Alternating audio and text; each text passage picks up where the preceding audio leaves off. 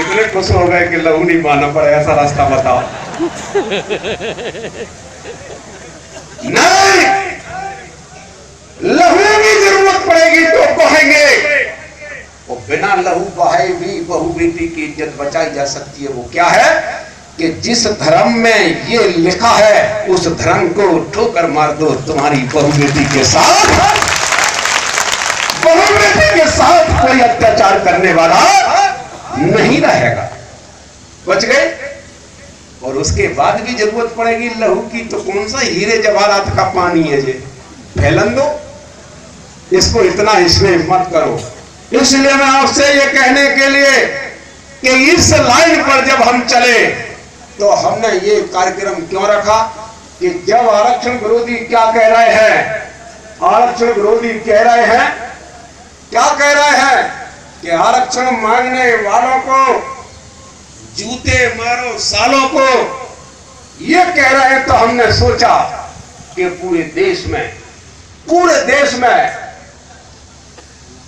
ये नारा लग रहा है। दिल्ली में कहा गया आरक्षण भारत छोड़ो, पत्रिका का पूरे पेज पर लिखा आरक्षण से देश आजाद कराओ।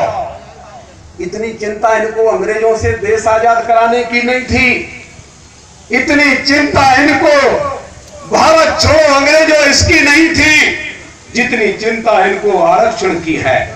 तो मैं आपसे कहना चाहता हूं, पर हमने सोचा जब देश का कोई भी पार्टी, कोई भी नेता खुली सभा नहीं कर रहा है, अखबार में बयान देने से आरक्षण नहीं बचेगा।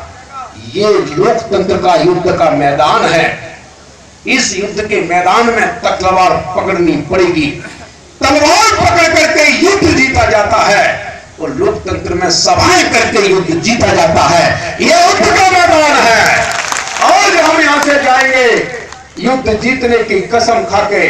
तब हमने ये रैली रखी और 10 दिन हमने प्रचार कर लिया इस रैली का कि हम आरक्षण समर्थक रैली करेंगे। तो तकलीफ किसको होनी चाहिए?